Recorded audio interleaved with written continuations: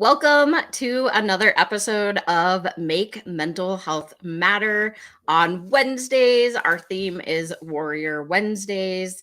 As a reminder, if this is your first time watching, my name is Kelli Melissa Reinhart. I am the host, and I have incredible guests on every single week. I promise you're going to want to stick around and listen and watch all of it. Wherever you are watching or listening, make sure if it's on YouTube that you mash down that subscribe button, or if this is on E360 TV or across any of the TV channels, maybe add us to your favorite list. That way you don't miss another episode, or maybe you're listening to it, and that's okay too. We stream across all of the podcast channels. So you have multiple ways of being able to watch or listen, which is amazing. Without further ado, I do want to bring on my guests, but also as a reminder, we do this show 2 times a week, on Mondays at 11 a.m. Mountain Standard Time and Wednesdays at 7 p.m. Mountain Standard Time. Mountain Daylight Time? I don't know what we're on anymore. But without further ado, I'm going to bring up my guest for today. Leslie, thank you so much for joining me. Hi, everyone, and thank you for having me on the show, Kelli. It's nice to be here. Absolutely.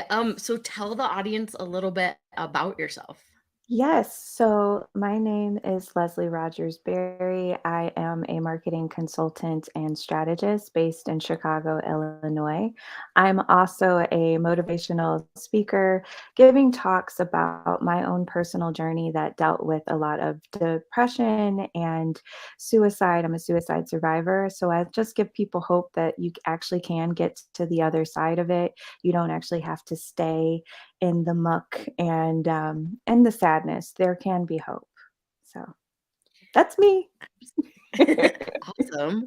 Well, I am so glad. I know you and I connected through a mutual friend, and um when I talked to you the first time and heard your story, it was just so intriguing what you have gone through.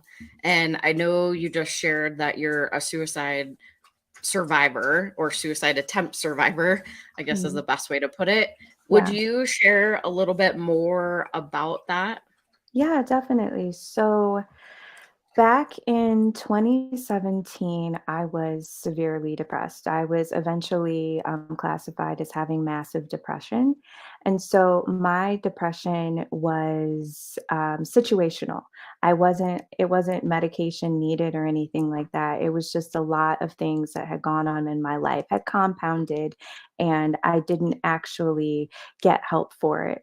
So in 2017, I actually kind of had basically, I say like a come to Jesus moment where I actually sat down and I prayed and I told God, I was like, listen, I'm about to kill myself and I'm giving you 30 days to make me feel better.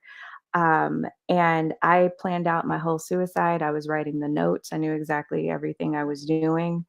And it took 30 days of me like pouring in, like listening to affirmations on loop and listening to like subliminal affirmations and stuff at night in order to make me feel less like dying. My depression hadn't gone away completely, but the pressure started to come off a bit. In a few months after that, I was able to afford therapy, and I was in therapy for a year and a half. And through that time, I was actually able to see like dealing with like trauma from my past, dealing with like, letting go of friendships and things that didn't serve me anymore. I was able to actually deal with anger. There was a lot of stuff growing up in my house. I never felt it was an appropriate emotion that I was allowed to express. So I just stuffed my feelings down over and over and over again. And I dimmed my light and I just didn't have a voice anymore. I wasn't speaking up for me, and it made me really, really sad. And so through therapy and through like finally opening up to select friends and family, I was able to overcome it. And now I'm in a place where I went from wanting to die, really just wanting relief, to being like, I guess I can be here, to being, oh, this is nice, to actually feeling like I want to live and I want to explore and I want to help people who are also going through things, to show that it is possible for you to heal. It is possible for you to come to the other side of things.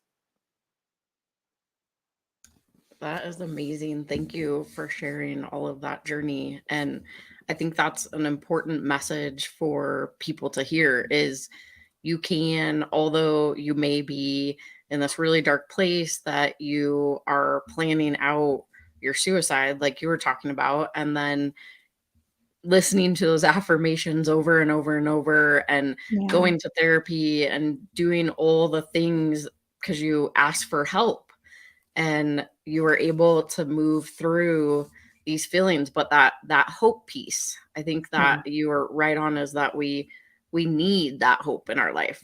And hearing the stories of others and what they've gone through and survived is just incredible. So thank you so much for sharing that. yeah. I also know because you brought me on your podcast. I would love for you to just share a little bit about that, maybe why you originally started it and how it's kind of manifested or changed over time. Oh, yeah. So I have a podcast called Leslie and Lily. And originally, I started the podcast as, I mean, it still is an offshoot of my marketing. I kind of wanted to use it as a way to market, also as a way just to meet other entrepreneurs, especially female entrepreneurs, because I was lonely. Let's be real. I was like, I'm doing this. I'm used to being an employee. I'm not used to being an entrepreneur. And so, I wanted to learn from other entrepreneurs and I wanted to be able to share their stories. So instead of it being a marketing podcast where it's like, okay, these are the trends and this is the social channel that you should be on, like, yeah, we talk about that, but it's more about why did you get into business in the first place? It's humanizing the entrepreneur and business owner. It's like, why did you want to do this? What, like, did you always want to do this? Was there a pivot? Like, how did it go along the way?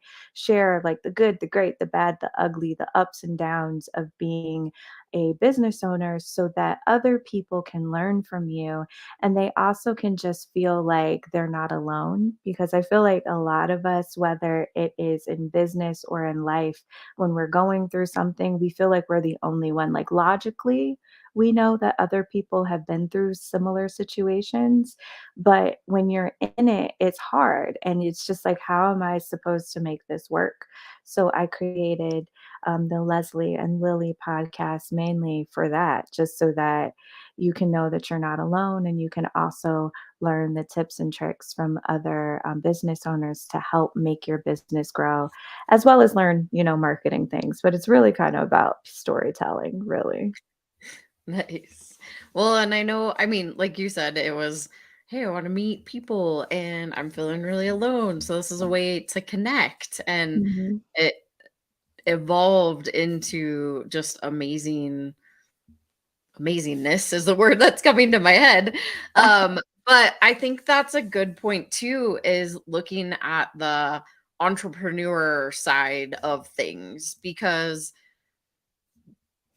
those of us that are entrepreneurs can feel really, really alone. And you feel like you're having to do everything by yourself and nobody can help you because you don't know how to delegate. Or maybe that's just what goes through my head. But it is helpful to have others by your side or in your back pocket or on your podcast to be able to share that information too. I'm curious, Definitely. with the podcast, Mhm. did you find that it was part of your healing journey potentially? Yes. So, man, just being an entrepreneur has actually been a part of my healing journey. So, I I'm one of those people that I've always been a good employee, but I've always looked at how things can be done better. And in my mind, like if this doesn't make sense, so let's just change it and make it work better. And I was one of those people that could get 8 hours worth of work, 9 hours worth of work done in like 3 or 4 hours. So I was just there like, why am I still here? Like, why? I I'm done. Let me go home, you know? And so, the pandemic happened and my company was not handling it correctly at all. They basically acted like it didn't exist. And I was like, excuse me, like, this is a real thing. And there were other things going on. So I decided to start my own business while I was doing my 9 to 5. And then things got bad at the other company. So I basically went in one day and I just said, look, just hire me to do all of your social media management. Cause that's what I do now. Like I'm head of marketing, I'm running all these campaigns and doing this. Just hire my company and we'll take over. And so that made me realize that I do know what I'm talking about, you know? So it's like there's a lot of times where you have a skill and you are good at something, but you put other people on a pedestal and you think that they're so much farther along than you. And then, you know, once you start being around those people, you realize that they have the same insecurities you do, or you actually might be so much further ahead of them, but they just had more of the confidence and the audacity to go after their dreams and goals. And so being an entrepreneur is definitely a roller coaster ride when it comes to emotions because there are days where you feel like you're crushing it and there are days where you're like, I am so far behind, I am failing, why did I even try to do this in the first place? Like, but I I basically I have like my quarterly goals and I have my yearly goals and I am able to look back and I'm able to say, but you're better than you were last quarter and you're better than you were last year. And whether that is, in a financial way or whether that's just in more now, that has definitely made me feel a lot better as an entrepreneur. And as a person in general, I'm realizing that I once I started giving myself credit, like in the little things, it definitely can compound and make you feel better about yourself. So when you have natural times of doubt or fear, you have a bank that you can pull from. And you're like, no, but I did this. And I also did this. And yeah, that sucked back there, but I lived through it. And now I know I will never do that again. So it's been interesting because I definitely have grown up more and I'm no longer as a woman. I feel like when I'm in a room or if I'm around a whole bunch of like men and honestly like alpha men who just sometimes I'm just like, dude, like you were not hugged as a child. It shows. Um, I can stand up and I'm in my power and I'm just like, no, like that's not true. Or we could do it this way as well. And I'm not intimidated like I used to be. That's awesome. And I mean, there are so many really good nuggets. And when you said that you can look back and say, hey, I'm better than I was yesterday, or I'm better Mhm. than I was last week or the month before. And I think that's something that I often forget about also in being in the nonprofit space is it's like you're always looking for this impact. How are you making this impact in people's lives? And constantly kind of in that cycle. But then when you look in retrospect, and I guess it was something that came up when I was doing our impact list for our website last year. And I was like, this list keeps going on and on and on. I'm like, wow, there's a lot here. And so you have to, I mean, I don't celebrate enough. And so when Mhm. you said that, that was really impactful in my brain of we need to celebrate the small wins. And I talk about this all the time with people, especially when you're talking about grief or loss, but Yeah. yet I always forget to practice it myself. And so I'm glad that you mentioned that too. It's true though. It's like what I have been and what I have become more intentional about. Step one was having a podcast and then being consistent with it. But step two, which I'm really working on in 2023, is really building up my own tribe of entrepreneurs, especially female entrepreneurs, because, it kind of, I guess like, I don't want to say masterminds, but having coming together with other like-minded individuals and us basically coming together with the intention of helping each other out. So, it could be, hey, what is your idea or how do you want to grow this year, whether it's personally or in your business? And that way you have more eyes on it. And so a couple things happen. It makes you actually show up and it makes you be more accountable for yourself. Because sometimes you really are scared and intimidated, and that's okay. And that's normal. You haven't done that before. But it also gets more people to look at you and kind of tell you how great you are. And if you're somebody who needs words of affirmation, if that's one of your love languages, me, um, like if you hear people are like, why are you upset? Like you already have this in place, this in place, this in place. Like you just actually have to continue to do it and you just have to wait for it to come to you. Cause if you're also impatient, like me, you need somebody to be like, Leslie, calm down. Like, just shut up, calm down. You're gonna be okay. But I got that idea of really like bragging, quote unquote, from a book. It was Mama Gina's School of Womanly Arts. But one of the things that she talked about in there was every day sit down and brag about something, talk about something you're grateful for, and something that you desire. And the brag is because as women, a lot of us have been taught, like, you know, well, everyone has been taught don't brag, right? It's just like that's not nice, but you have to remember how great you are. You have to fill your own cup, right? That doesn't mean that you're perfect. It doesn't mean that you don't have things to work on, but it helps build up your confidence and your self-esteem for the inevitable dark times in life. And then when you're also talking about what you're grateful for, it helps you remember all of the stuff that you've already accomplished and things that you've overcome, friends and family, like whatever it is.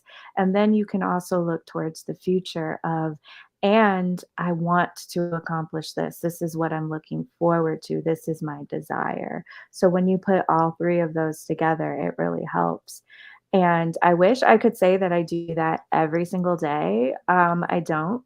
I do it when I am having moments where I'm like, "I can't do this," and then it'll come back to my head where it's like, "Okay, get yourself together," but it will definitely come back to my mind, especially during, like, the quarterly seasons where I'm just like, "Ah, you're right, you're right. I'm doing good. I'm doing better than I think, I guess. Oh, help us. I don't know." No, that's good though, because you've trained your brain to look for, even in those dark times. Most of the people, not most, but some people will get into those spaces where I can't do it. And then it spirals even Mhm. farther down. And so that's really great that you've trained your brain to search for. And I love the bragging that it's a new way to talk about wins. And I think it is important to brag about yourself.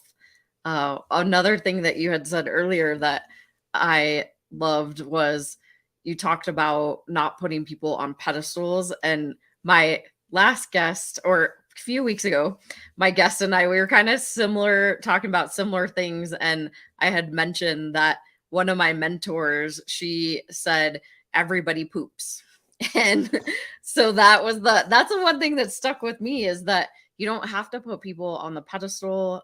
You don't have to feel small in an alpha male world, right? Like Yeah. everybody poops, and just because they are 20 chapters or at chapter 20 and maybe you feel like you're at one, you can still you don't have to compare what other people are doing. So I think that's really important to keep in mind.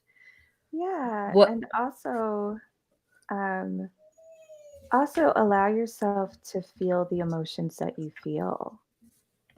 Even though, like we're bragging and we're doing those things, something that I had to learn, and that was from, being depressed and suicidal, was to feel my feelings because I forgot, I don't know, what was it, like that Pixar movie that talked about emotions like joy, and I don't remember the name of it, but I was inside out. definite Inside Out, I was definitely joy. I was always like, "I'm happy, I'm okay, I'm okay, I'm okay," but I wasn't, and so it was learning to, if I need a temper tantrum, I will straight up have a temper tantrum. If I need to cry, I will cry. If I need to punch my pillow, I'll punch my pillow, and then after I get that out, then I will be able to mother myself correctly, and I'll be able to say, "Okay, but we are doing better than we were last year. We are doing better than we were here first." But I just wanted to put that out there because if anyone is like me and I still have to tell myself to feel sometimes where I'm just like, "Okay, but why are you really upset?" It's like, "No, I'm like, no, no, no, boo boo. You're upset. So let's cry. Let's just go in a corner and cry." And that means that we're gonna have to put this work off for a couple hours, and that's okay.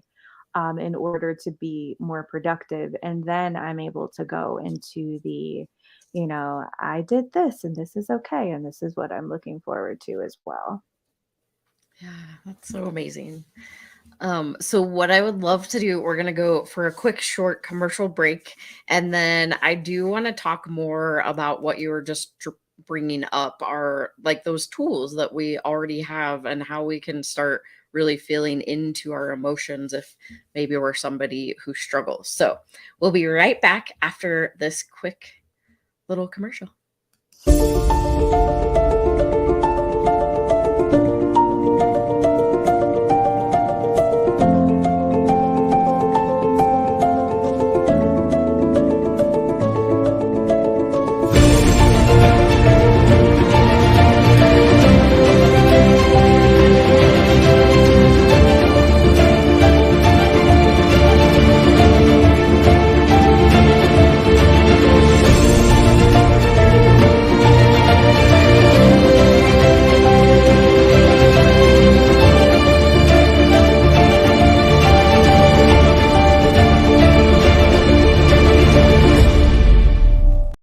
And like that, we're back. It's like magic. Yes, the magic of TV and commercials. Yeah. If you are just joining us, I am talking to the amazing Leslie, who is sharing her experience through being a attempt suicide survivor and experiencing depression in her life, and how we can really start to shift and change and what helped her through that journey. But before we went to the commercial break, you were kind of talking about those feelings. I mean, I am much like you. I have to remind myself because I live in this mental health space on a daily basis. And I oftentimes feel like I have to be strong for everybody else around me, because if I break down, who can they even look to? And what would that show me as a person in this mental health space? But it is important to remind ourselves that we are also human and we have emotions. And most of us, even in this space, probably need it more than anybody else. So that reminder is great. And then also feeling those feelings. So I'd love to hear just more. What are, through your experience and through this journey, what are some of those tools or those resources that you've really tapped into, other than like you were talking about, the, oh my gosh, my brain just like quit for a minute. I'm like, we were I'll tell you the talking. tools that There you I go. got Yes. from my well, I went to therapy and I learned how to I learned how to simultaneously listen to my inner voice or your inner child, as well as mother my inner voice and inner child at all of her stages. So sometimes I will feel like sometimes something might trigger me because it reminds me of when I was a certain age, and that is when certain things started. So I have to allow myself, like I said, to have like a temper tantrum, like a toddler or like a 6-year-old, where it's just like, I am upset. Like this is really bothering me. No, it's not fair, and it's like I allow myself to feel all those things. And then it's like, okay, that's fine. Why isn't it fair? Why isn't it here? And I ask myself those questions of why? Well, why is this? Why is that? What also helps me a lot is journaling, because I was always the kid that like I talked to myself, I would just be like, "Hey, what's going on?" Like I was always wondering, and like I was actually like my own best friend for a very long time. And so knowing that went to therapists are like, "You're fine. There's no other personalities. You're you." Like you're okay. But learning how to journal and learning how to just be in tune with me, and to ask myself questions is what I learned in therapy, and learning how to understand your emotions and what they're trying to tell you. Like, as I said earlier, anger was very scary for me because when I was younger, my father would go from like 0 to 100. He would just blow up and he was terrifying. And so I learned to be afraid of anger. I learned that if you're angry, in my like little girl mind, if you're angry, that means you're mean. That means that like you're scaring people. And so it was always, "You're okay." "No, no, I'm okay. I'm fine." But I would be like seething or like really upset with something, but I wouldn't say it. And then I wouldn't be listening to myself. And my therapist was like, "Hey, anger is just really, it's a secondary emotion. Like usually you're hurt first and then you're angry because you're hurt.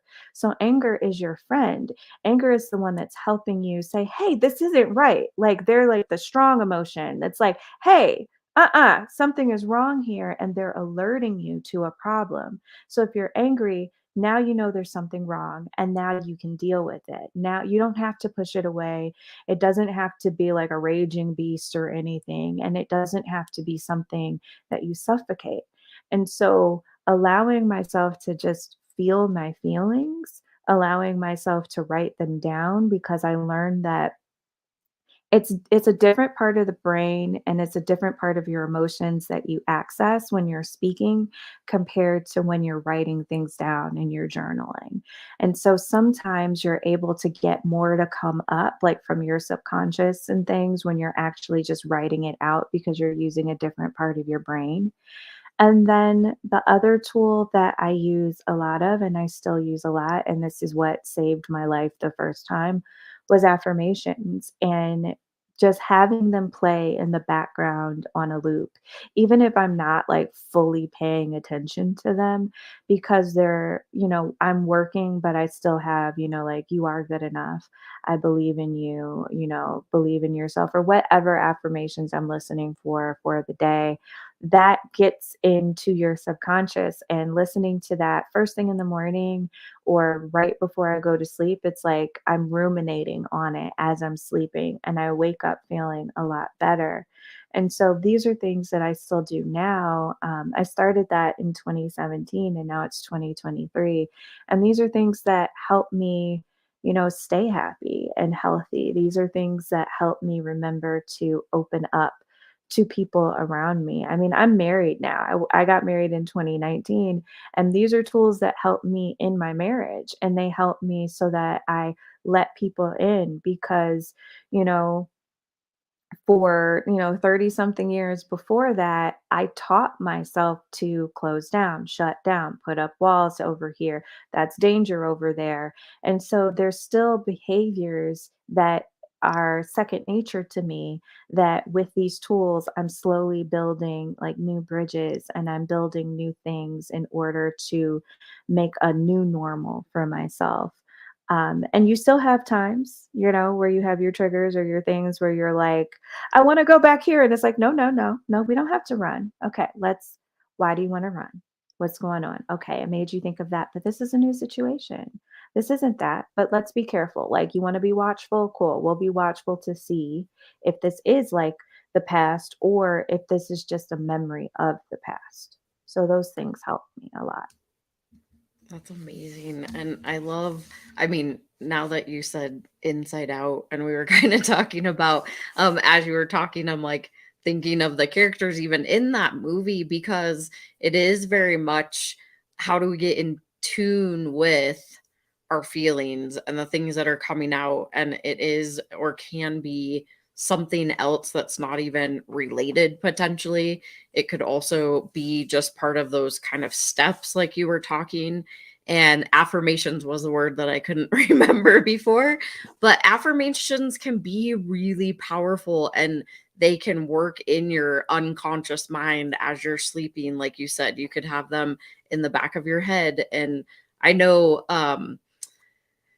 I went through John Asraf. He has all his brain neuroscience that he does, and he talks a lot about affirmations and how they help your brain and with all sorts of different things. So I love that that was the thing that saved your life, because you started putting in the positive words like I am worthy, I'm okay, I'm safe, those type of things that really mo- shifted your brain from that negative space into more of a positive space. So that's just incredible.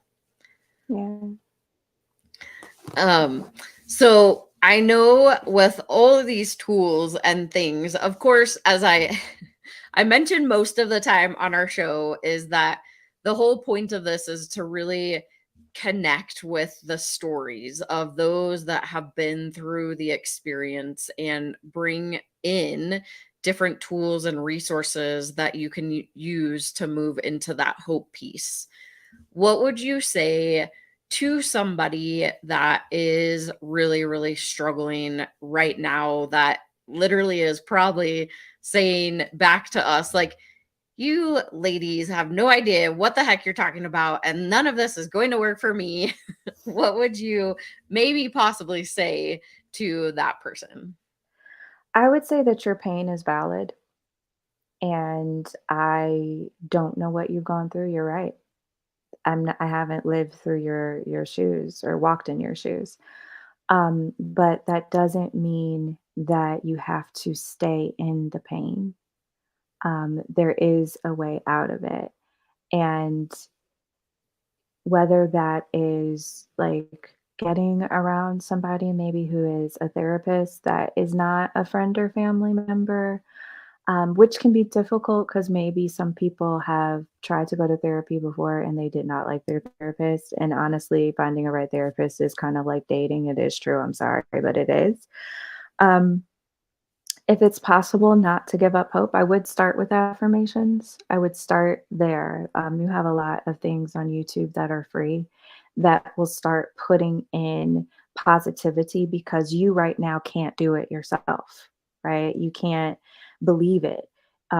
So if you have someone else putting it in and doing that work for you while you're in the midst of trying to find or getting yourself a therapist, that would be good. And then when you go into therapy, what will definitely help your therapist out and help make sure that you are getting the help you need is coming with telling them what you need for them, telling them things that you're not ready to talk about. Like if it comes up in a session and you're just like, I can't talk about that, and ask not to be pushed on things.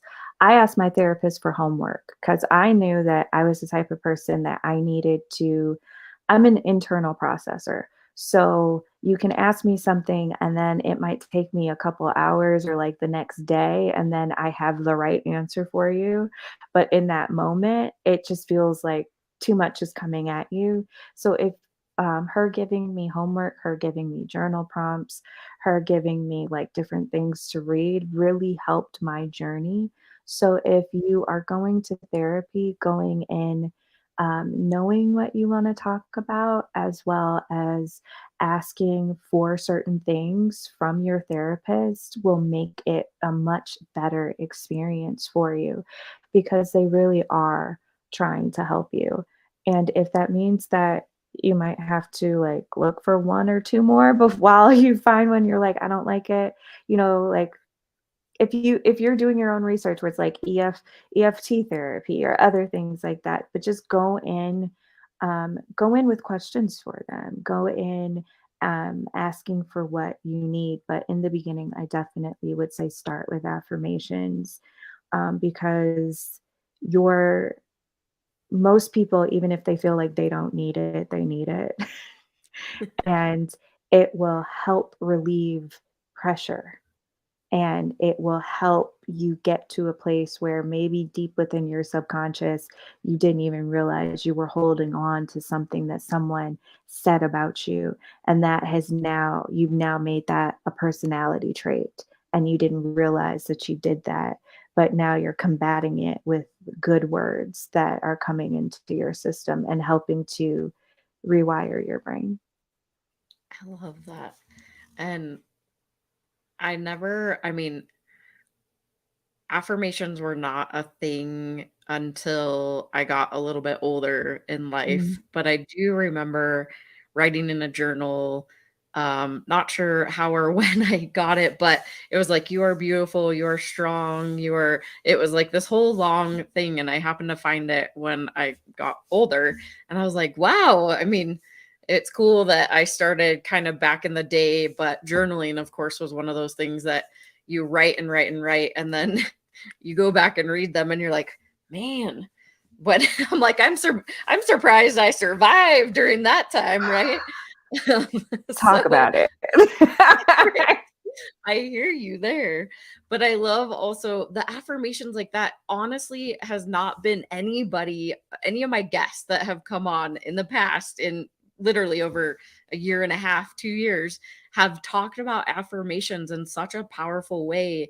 And adding that in with, if you are struggling, you don't have to necessarily believe that it's like this magic pill, right? And it's not going to make it magically better, but also you're just putting in those positive thoughts and it's Mhm. working subconsciously, and you don't even have to be conscious or aware of it, which I think is really, really cool and powerful way to think about it.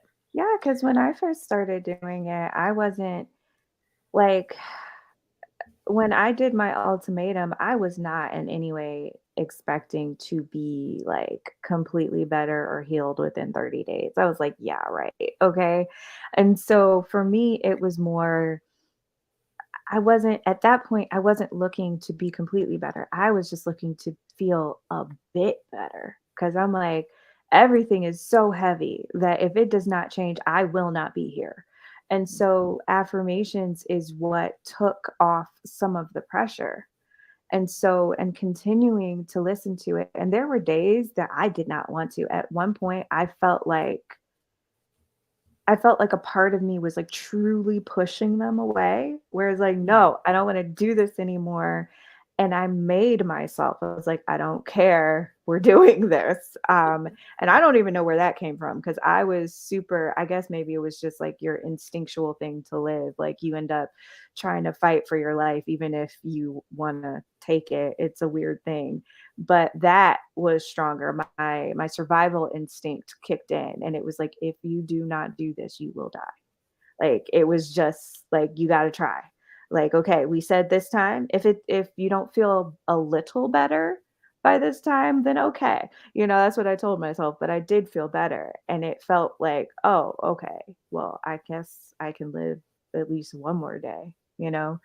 And that one more day turned into one more week, turned into one more month, and now it's been 6 years. So, Wow, yeah. that's awesome. Well, and I think, I mean, like you said, is that we have this rebel inside of us that's like, I don't want to do this. This is not something I want to do. But then you have your brain goes into that fight or flight mode and it's trying to survive. And I really truly believe, at least from what I have found over the time period that I've been in the mental health space, is that people don't really truly want to die. They just want Right. whatever situation that's happening to change, or the pain to go away, or whatever it is. And again, like you said, we don't know what experience somebody is going through because we all experience things differently, but it's that situation of they want that to change, and the only way they think a way out of it is to die. And so your Correct. brain does automatically go into that fight or flight. And I think affirmations are such an easy way because like you said, they're on YouTube. I mean, they have like the radio frequencies that you can even tune Yeah. into that have them input into them, and it's already all there. And throw on some headphones before you go to bed. Maybe that's the thing that you start doing. Start writing them out, start listening and believing, and that one day will turn into a week, turn into a month, and turn into 6 years. So Yeah. that's just incredible. Mm. What I would love, because I do know also, and I love your story and I love your passion behind what you do. And as an entrepreneur, it can be really tough, but knowing Mhm. that there are more of us, lots more of us out there that want to be able to support each other. Share a little bit, and I don't normally do this on Wednesdays, but I'm called to. I would love for you to share a little bit about what you do on the professional side too. Yes, so I am a marketing consultant and strategist. What does that mean? It means that I help businesses, whether they are big or small, come up with a strategy to actually make a profit, to actually be able to market themselves so they are seen, and they can get the clients and customers that they need. I really sit down with my clients and I tell them, I show them really like the difference between marketing and sales. Marketing, gets you in front of people. It makes you, it's kind of like, hey, I'm here. And sales is talking about the actual product. So being able to take them and just educate them on um, what social media channels they should be on, because you do not have to be on every single one of them. Please don't be on every single one of them. Like, that's way too much work. And really educating them on who their customers actually are. Your product and service is not for everyone. Not Pepsi and Coca-Cola, not everyone drinks those either. Not everyone drinks Starbucks, not everyone shops at Walmart.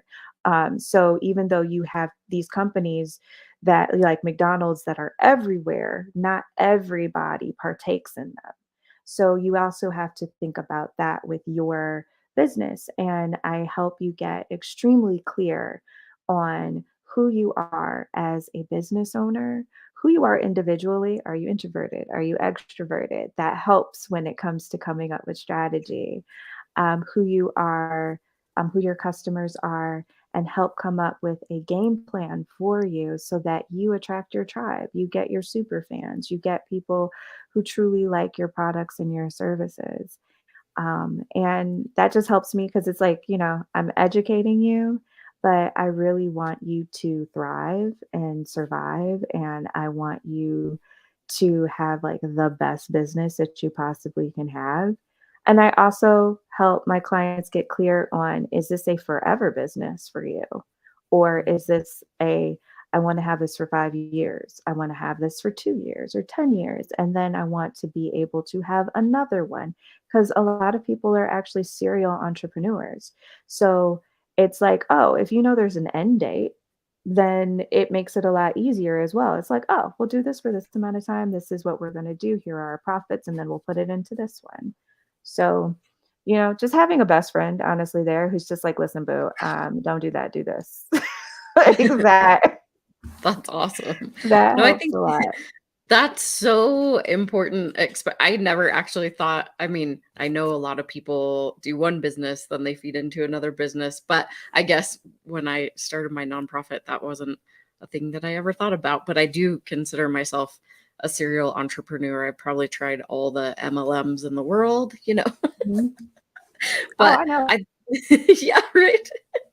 I think that's important to have somebody by your side that can help guide you through the journey Mhm. of entrepreneurship, because at least I know starting my nonprofit, it was just based off of a passion. It was based off my story of losing my sister. And I didn't know anything about business in general. Mhm. And I've learned over time. But how cool would that be to have a best friend in your pocket that actually can help you strategize and make it a little more fun along the way? So Yes, because you need help. You really do. I know I did, and I still do. Like, I ask people, I'm like, "Hey, what do I do here?" And then people will definitely like give me the right resources, or I'm always big on continuing my education because things change, business practices change, social media changes. So you have to try to be as up to date on that as possible. But yeah, it's always good to have another set of eyes and ears on things for you to help you grow.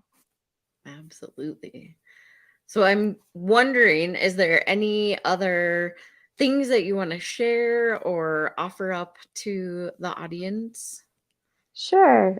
Two things. One will be business and one will be motivational. So, to wrap up the business thing, if you go to my website, www.lilyrosedma.com, oh, look at that.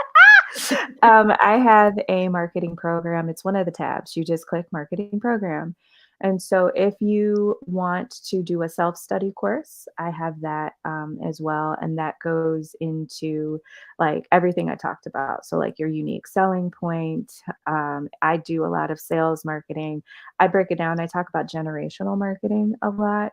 And that goes into exactly who your customers are. And every generation has its own values. So once you know what their values are, you know how to create content that speaks to their values. So then they stop scrolling and start reading and they're like, huh, I like you.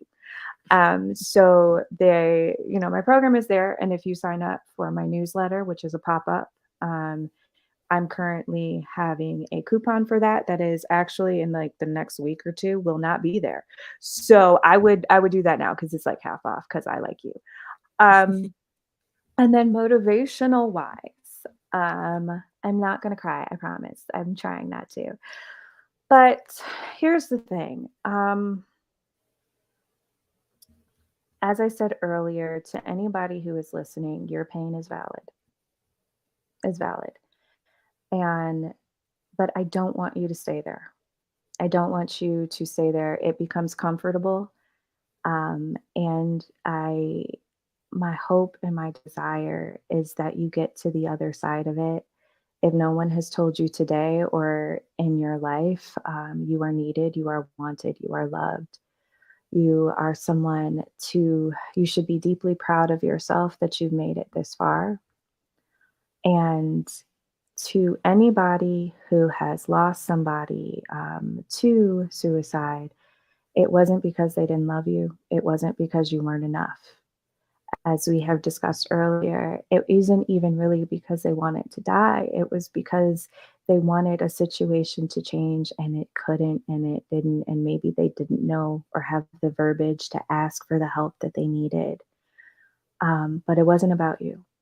And they did love you and they did want you. They were just in so much pain. They wanted the pain to go away. So, with those two things, I just want people to know that you are loved, you are wanted, you are needed. Please know that. Please know that you are a ray of sunshine. Please know that you light up the world. And please start listening to some affirmations, even if you think they're dumb and stupid. You can think something is dumb and stupid and it can still work for you. And I hope that it does. I hope that one day you have a comment on some YouTube video. You're like, I hated this, but it actually works. So I guess it's okay. All those things. So awesome and so perfectly said. Thank you so much for being my guest today. And I'm like, you're gonna make me cry. Right? But I'm I not love crying. I'm not doing it. right. But I love the comedic part at the end too. So we got It's that going for us. we're good. We're good. Yes, We're good. I'm good. I'm Ah. good. Yes, yes. Well, you can find Leslie at again Lily Rose DMA.com and definitely follow her and or utilize her services because I mean, who wouldn't want to hang out with you? So thank you so much for being my guest today. Thank you for having me. Yeah. All right, y'all. That was another amazing episode of Make Mental Health Matter show. As a reminder, this is aired twice per week on Mondays at 11 a.m. Mountain Standard Time and Wednesdays at 7 p.m. Mountain Standard Time. Make sure if you are not following us or you haven't subscribed yet, mash down that subscribe button and or add us to your favorite list so that you don't miss another episode, because I promise you, every single guest that I have on, whether it's on Mondays or Wednesdays, or maybe sometimes you get to talk to me, they're just incredible, and their stories showcase what they've been through in their lives, but it also brings you a lot of tools, a lot of resources. And like Leslie mentioned, you're not alone. Try the affirmations. I mean, I literally am going to try them just myself, because you never know what may be underneath the surface that you need a little pick me up. And if we can go through hard times and be able to move through them versus having to shove those emotions down or possibly have a breakdown or whatever that might look like. If we are able to become strong, confident, that have those feelings of worthiness and know that we are worthy, we are safe, we can be whole, then why not try it? And maybe it works, maybe it doesn't. As I say most of the time on the show, if it works, take it. If it doesn't, throw it away. And that's okay. But at least try or make an effort. And you never know when it might save your life or somebody else's. So, again, make sure that you catch us here next week. Monday is the next episode. And then Wednesday again next week. But also share this with anybody that you feel like this information would be useful for them to hear, because you never know when you might save a life by sharing an episode of Make Mental Health Matter. I'll see y'all soon.